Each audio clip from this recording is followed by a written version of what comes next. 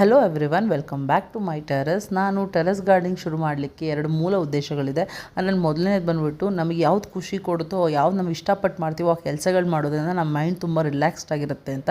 ನನಗೆ ಗಿಡ ಮರಗಳು ತುಂಬ ಇಷ್ಟ ಇರೋದ್ರಿಂದ ಈ ಟೆರೆಸ್ ಗಾರ್ಡನಿಂಗ್ ಅಷ್ಟೇ ನಂಗೆ ತುಂಬ ಖುಷಿ ಕೊಟ್ಟಿದೆ, ತುಂಬ ರಿಲ್ಯಾಕ್ಸ್ಡ್ ಆಗಿಟ್ಟಿದೆ ನನ್ನ ಮೆಂಟಲ್ ಸ್ಟೇಟಸ್ನ. ಇನ್ನು ಎರಡನೇ ಕೆಲಸ ಬಂದುಬಿಟ್ಟು ನನ್ನ ದಿನನಿತ್ಯದ ಅಗತ್ಯಕ್ಕೆ ಬೇಕಾಗುವಂಥ ಸೊಪ್ಪು ತರಕಾರಿಗಳನ್ನ ನಾನೇ ಬೆಳ್ಕೊಳೋದ್ರಿಂದ ಖುಷಿ, ಅದ್ರ ರುಚಿನೂ ಬೇರೆ, ಅದ್ರ ಸಿಗೋ ಖುಷಿನೂ ಬೇರೆ, ಅದನ್ನು ನಾನು ಫೀಲ್ ಮಾಡಬೇಕು ಅನ್ನೋದು ಒಂದು ಕಾರಣ. ಅದಕ್ಕೆ ನಾವು ದಿನನಿತ್ಯ ಬಳಸೋದು ಮೇಯ್ನ್ ಥಿಂಗ್ಸ್ ಏನಪ್ಪ ಅಂದರೆ ಮೆಣಸಿನ್ಕಾಯಿ, ಕೊತ್ತಂಬರಿ, ಪುದೀನ ಮತ್ತು ಕರ್ಬೇವಿನ ಸೊಪ್ಪು.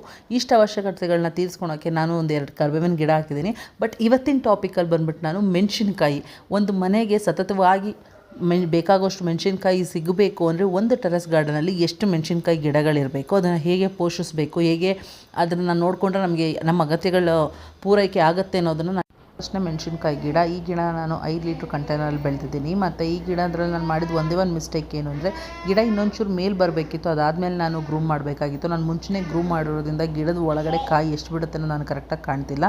ಇದ್ರ ತುಂಬ ಫ್ಲವರಿಂಗ್ಸ್ ಆಗುತ್ತೆ, ಇದು ಫ್ಲವರಿಂಗ್ಸ್ ಎಲ್ಲ ಚೆನ್ನಾಗಾಗುತ್ತೆ, ಬಟ್ ಕಾಯಿ ಇದೆಯೋ ಇಲ್ವೋ ಅಂತ ನನಗೆ ಗೊತ್ತಾಗಬೇಕು ಅಂದರೆ ಗಿಡನ ಅವಾಗವಾಗ ಈ ಥರ ಡಿಸ್ಟರ್ಬ್ ಮಾಡಿದ್ರೆ ಮಾತ್ರ ನನಗೆ ಗೊತ್ತಾಗೋದು.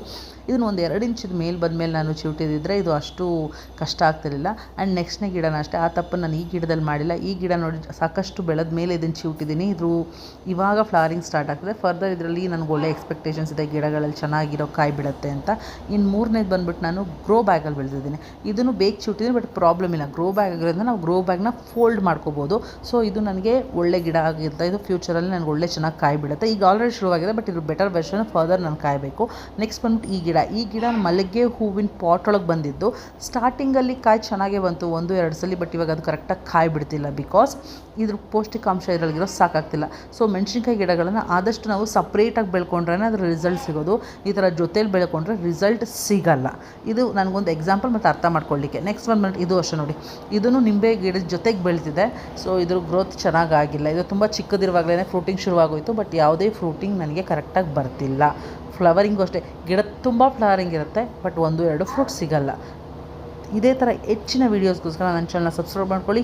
Thank you for watching. ನಿಮಗೆ ನಾವು ಮನೆಗೆ ಏನು ತರ್ತೀವಲ್ಲ ಪುದೀನ, ಅದರೊಳಗೆ ವೇಸ್ಟ್ ಅಂತ ಎಸೆಯೋ ಕಡ್ಡಿಲಿರೋ ಬಲ್ತಿರೋ ಕಡ್ಡಿಯಿಂದ ಹೇಗೆ ನಾವು ಮನೆಯಲ್ಲೇ ಪುದೀನ ಬೆಳ್ಕೋಬಹುದು ಅನ್ನೋದನ್ನು ತೋರಿಸ್ತಾ ಇದ್ದೀನಿ. ಅದಕ್ಕೆ ನಾನು ಮನೆಯಲ್ಲೇ ಉಳಿದಿರೋ ಅಂತಹ ಎಣ್ಣೆ ಕ್ಯಾನ್ 5 ಲೀಟ್ರ್ ಅದು ತೊಗೊಂಡಿದ್ದೀನಿ. ಮತ್ತು ಗ್ರೋ ಬ್ಯಾಗಲ್ಲೂ ಎರಡರಲ್ಲೂ ಸಹ ತೋರಿಸೋಣ ಅಂತ ಒಂದು ಗ್ರೋ ಬ್ಯಾಗು, ಎಷ್ಟು 1 ಅಡಿ ಅದು ಗ್ರೋ ಬ್ಯಾಗ್ ತೊಗೊಂಡಿದ್ದೀನಿ. ನಾನು ಮಧ್ಯದಲ್ಲಿ ಪುದೀನ ಕಡ್ಡಿ ಹಾಕೋತಿಲ್ಲ, ಸುತ್ತಿಗೆ ಹಾಕೋತಿದ್ದೀನಿ. ಏನಕ್ಕೆ ಪುದೀನಕ್ಕೆ ಹೆಚ್ಚಿಗೆ ನೀರು ಬೇಕು, ಆದ್ದರಿಂದ ನಾವು ಮಧ್ಯದಲ್ಲಿ ಸ್ವಲ್ಪ ಜಾಗ ಬಿಟ್ಕೊಟ್ರೆ ಒಂದು ಬಾಟಲ್ನ ನೀರು ತುಂಬಿ ತೂತು ಮಾಡಿ ಇಟ್ಟರು ಅಷ್ಟೇ, ನಾವು ಎಷ್ಟು ಜಾಸ್ತಿ ನೀರು ಕೊಡ್ತೀವೋ ಅಷ್ಟು ಚೆನ್ನಾಗಿ ಪುದೀನ ಬೆಳೆಯುತ್ತೆ.